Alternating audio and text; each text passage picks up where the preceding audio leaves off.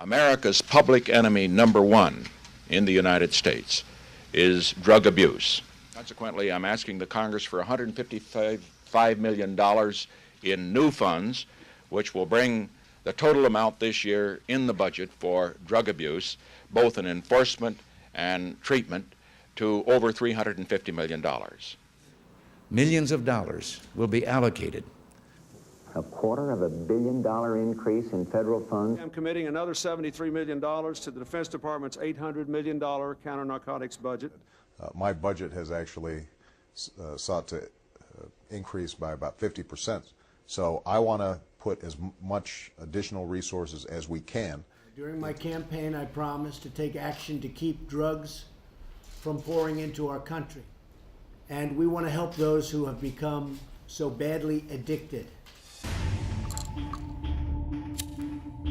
Started taking 3 at a time, and then I was taking 4 at a time, and then I started taking I became addicted that day.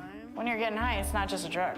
You're hooked. $500 going. And she was a convicted felon at the age of 18. I had maggots in my leg. Turned to prostitution. Stealing from my family. Married, mother of 3, and I'm They're stripping. gonna take you to hell and back. It's not just a little pill. It takes control of you. I started using heroin. The same heroin that just killed me. You can't go back and say I'm And sorry. it will win. It will get you. Her sister found her. Died in her sleep. My daughter, she was dead.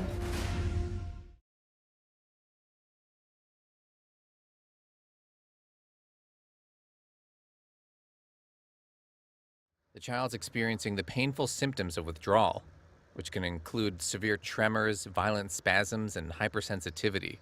After 2 months of withdrawal, the boy in this video recovered enough to be sent home with his mother. We identified 110 cases since 2010 in which children died after being sent home with mothers who had used opioid drugs during their pregnancies. Now, there's a federal law that's supposed to help and protect those children. The Keeping Children and Families Safe Act, passed in 2003, is designed to protect these infants, alerting authorities when a baby is born drug-dependent. But the Reuters investigation discovered that social services never hear about thousands of these newborns. We asked former Congressman Jim Greenwood, who championed that bill, about our findings. It says that people are not following the law. It says that the states are not abiding by the law. It says that the hospitals are not abiding by the law. The doctors are not abiding by the law. And in many instances, the social service agencies that are there to protect children are not doing their job. I knew he had a drug-related problem. I didn't know how bad it was, but it was terrible. He got worse and worse, and to the point where I couldn't stand him anymore. I didn't want him under my house. I didn't like him here. I didn't trust him. He wasn't my son. I don't know who he was. He was the devil, really. Joey! Joe, let's go. Joe! Joe! I've overdosed twice. The first time, it had to be fentanyl. The second time, I overdosed was straight fentanyl. All I remember was putting on the radio to listen to music and have a butt. And then, boom, I woke up in the ambulance.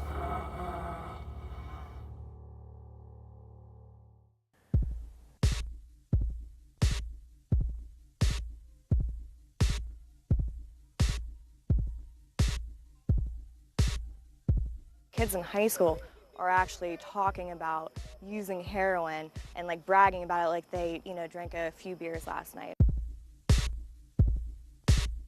I'm addicted to heroin.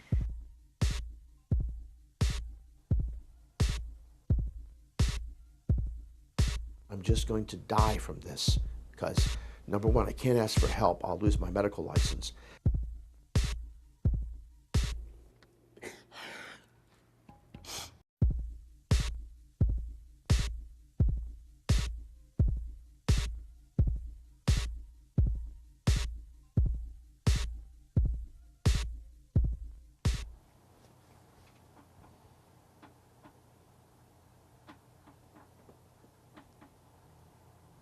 How do you feel now? I feel a rush. It's like pins and needles. I got high on it. It was the best feeling I'd ever had. Better than sex, better than anything. And it completely removes all pains or all kind of feelings or sensations and erased my thoughts. So my mind was empty. I felt completely clean. I'm addicted to heroin. All I could think about is, when am I gonna get some more? To feel better, but I'm never feeling better. I'm tired of this.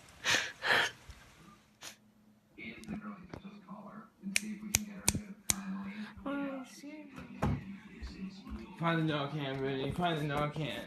I'm Dr. Timothy Huckabee, the medical director of the Recovery Village Orlando, and I am also a recovering alcoholic and addict. I broke my foot climbing up on the roof of my house and had to have surgery on my foot, and got prescribed oxycodone for postoperative pain. It tickled my brain in such profound ways that it totally blindsided me, to the point that I eventually was injecting my own fentanyl in the operating room, and was fortunate to have partners who intervened upon me.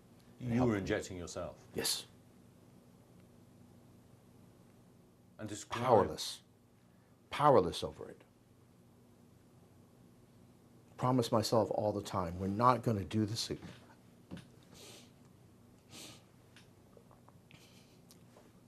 We're not going to do this again today. And by the end of the day, just couldn't control it. I was an anesthesia provider. I was, people's lives were in my hands. I put this person to sleep. They're asleep and having surgery. And I'm thinking about, when can I get some more narcotic? Even in the midst of my cases, I'm thinking about, does this patient need this? Can I justify charting this much narcotic for this patient? I tried to stop. Every day I'm going to work. Please God, I don't want to do this. I don't want to do this today. The addicts cook the powder.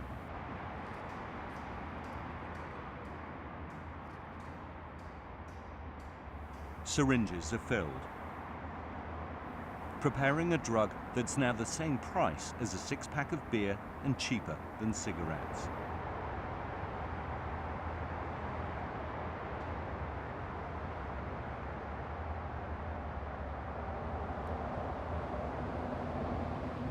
Chasing a high that's ever harder to reach.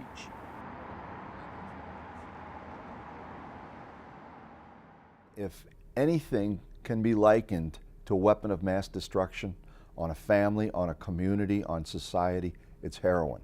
It stresses community values, it ruins families, it takes even affluent families to bankruptcy. Social services are overwhelmed, our health care services are overwhelmed. I went to kiss her and she was ice cold. I just dropped to my knees and I couldn't breathe or anything. It was just terrible to see my daughter laying there. It's a year since Ken buried his daughter.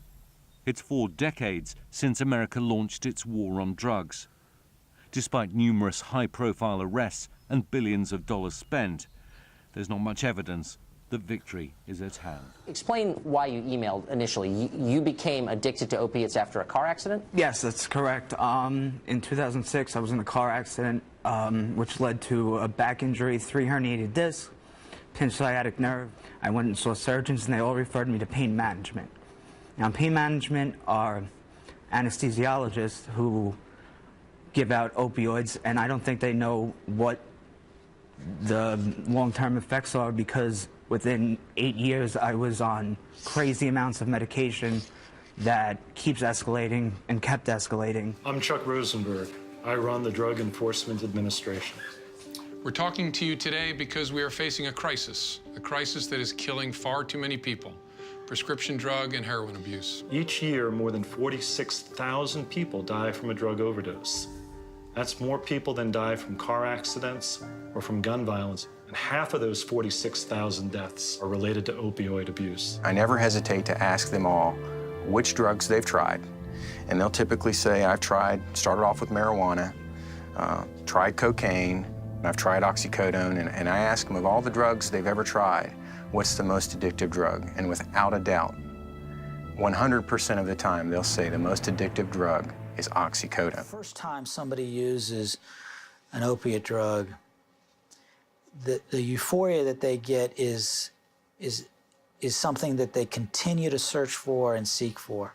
So while you could do that in the beginning by just chewing on the drug, over time you can't get that high anymore. And so now you have to take it up to the next level. And nobody sets out thinking that they're going to end up being a needle user. It's in your f***ing cabinet somewhere. It could be in your grandparents' cabinet. It could be at your friend's mom's cabinet. It could be anywhere. One of the things I'm most angry about, and I tell her all the time, is that that drug was so much more important to you than me. If I had stuff the day before, I'd always save a bag for the morning time, so when I wake up, I could get well. And I call it that because in the end, I wasn't using to get high anymore. I was using to stay well, so I wasn't sick. You know, I'm not even getting high. I'm just trying to, you know, be able to get up out of bed. Best thing that can happen to someone who's addicted to oxycodone is that they can be arrested. I searched the car, and she had a quantity of pills. At that point, she was smoking them, so there was some type of a pipe device in them, so she was arrested. And she was a convicted felon at the age of 18.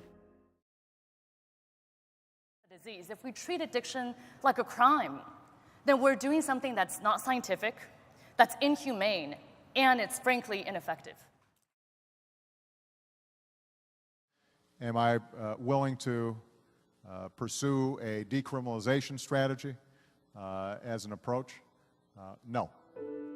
Every generation seems to have their drug of choice. Unfortunately, this generation seems to have found prescription opiates as that drug of choice. And even more unfortunately, the consequences of those drugs are far more devastating than anything else we've seen in the past. Chemically and physiologically speaking, there's very little difference between oxycodone, morphine, and heroin. It's just that one comes in a prescription bottle and another one comes in a plastic bag. As I was admitted to the hospital, they gave me a PIC line, which is an IV line. I had the dope dealer come into the hospital and shooting heroin into my IV line.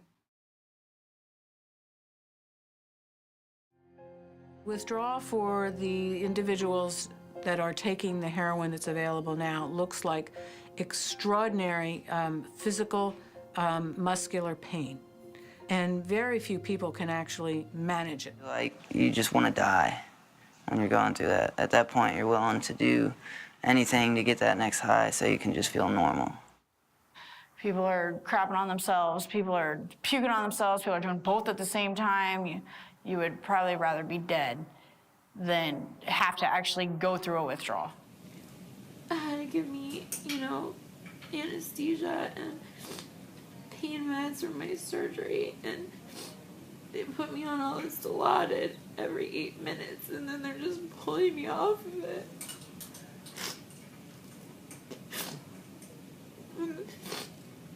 It's so bad. Dinner was done. And I'm hollering for the kids. My son and nephew come down, and Sierra doesn't come down. I think she fell asleep or something. So I go upstairs and knocking and knocking and knocking on the doors, no answer.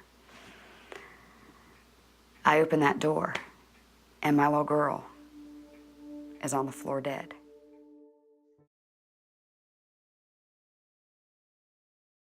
Today we talked about the naloxone that can be used in the community. These deputies have been trained in this and have already reversed the effects of heroin, a heroin overdose on individuals in our community. The question, though, is if Narcan can save someone's life, why don't you want your deputies to carry it? It's pretty simple. I want my deputies to go home at the end of their shift. Some places, they won't even, law enforcement, they're not allowed to even, that use Narcan aren't even allowed to have it and use it unless there's 2 or 3 police officers there. The Life Squad people have to have somebody ride in the back with them. It's just wore us out.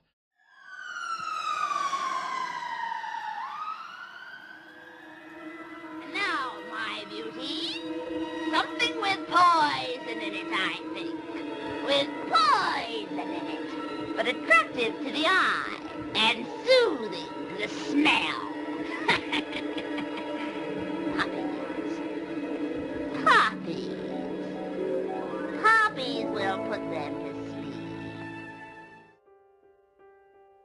The active ingredient in opioid painkillers comes from here, the opium poppy fields of Tasmania, which farm almost half of the world's legal supply of opioid derivative.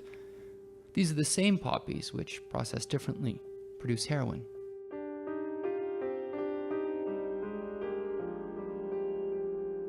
Part of the problem is that in America, a great deal of what a doctor knows about the medicines they're prescribing comes directly from the pharmaceutical companies that make them.